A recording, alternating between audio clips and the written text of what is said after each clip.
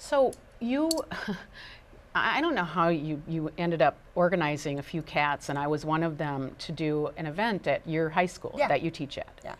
And when you talk about, it's hard to apply what you're teaching, and yet this was an application. Absolutely, and it was quite from where I sat, I was just sort of in awe at how you organize this. So you use, as just a teacher, you use your organizational skills to organize all kinds of different people to advocate for a 2-day program at your high school to talk about a piece of my mind. You built it around some arts, 2 artists, one a photographer and one a musician, and then also my work as a civic engagement person.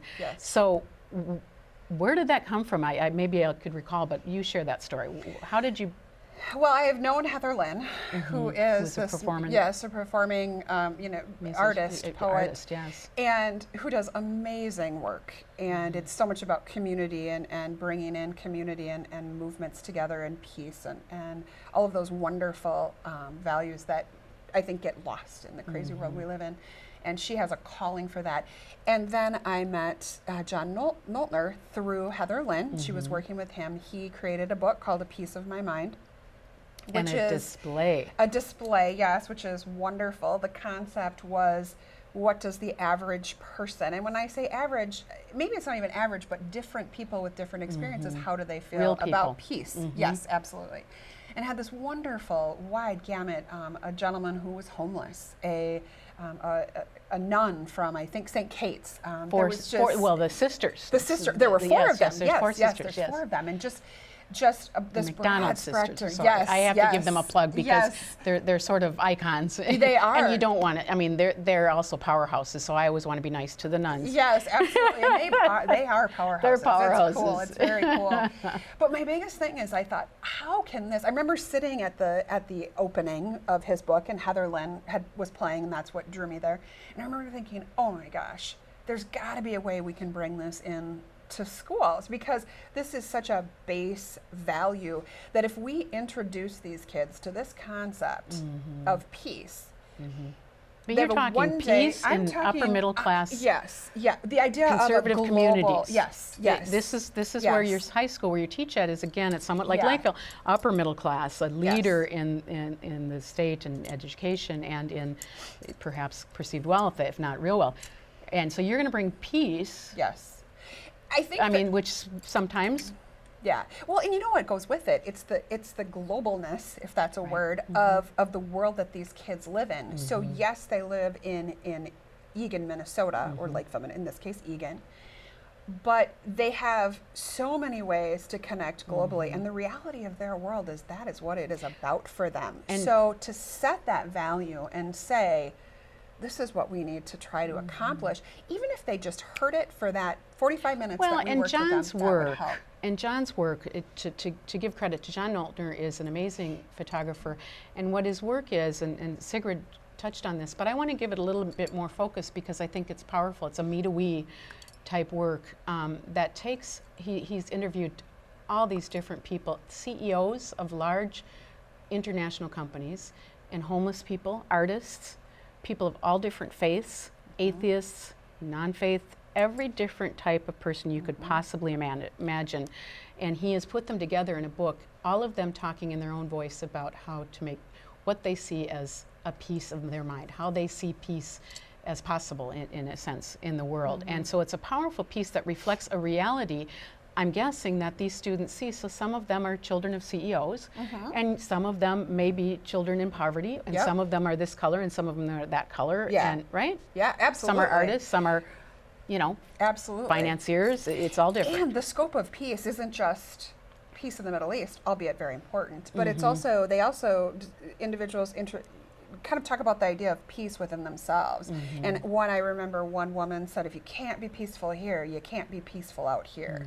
And so it addressed it in so many different ways. And the way that we started that program, I'm sure you remember, was with 4 of the subjects, 4 of the people who that were in this book. They came and read their story. Explain the program, though. Explain the sort of, if you could just quickly explain the sort of the agenda for the 2 days program.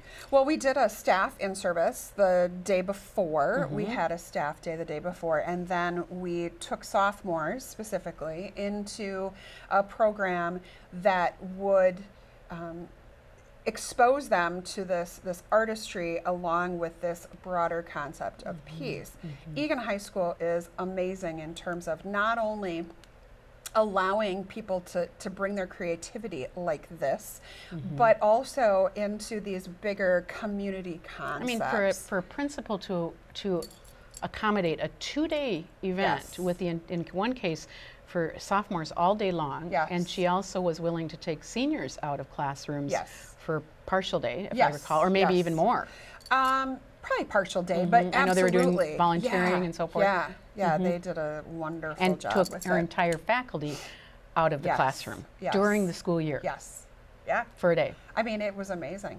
But that is the philosophy of Dr. Zach and Dr. Rakowski, who head up Egan High School. Principal. Yeah, and they are, again, about community and about a bigger picture and about bringing these kids to different places. What happened? I have vivid memories of the very last Heather Lynn singing, and then I had an opportunity to interview some of the kids. We did a little exercise that took what they'd learned and what they'd witnessed and all those feelings that were and reflections, and allowed them to kind of synthesize them with different others.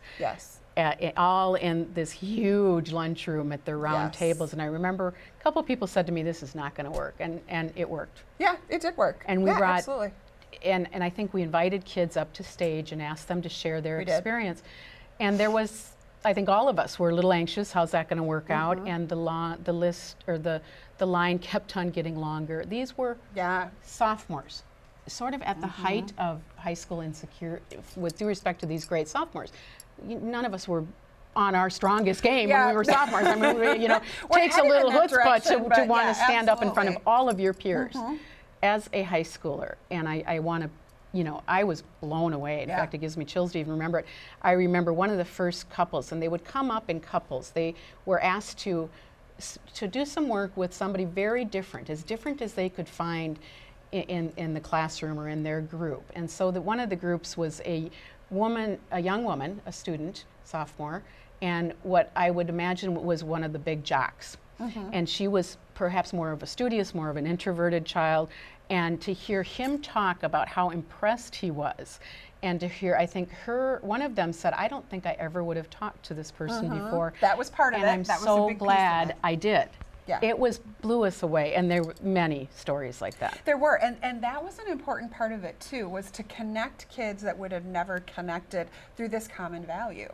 Because ultimately, when there was their common value. It was built around this, you know, the piece that the talks by the people that John had covered in his book, Heather Lynn's music, and it was very layered in terms of really touching in some emotional ways students at a quieter level than you usually get in school. And then they were asked to work together on a shared value, to find their own shared value in their partnerships. So you might have a partnership that their shared value was family. We didn't tell them. No, that was their shared value. Organically, absolutely.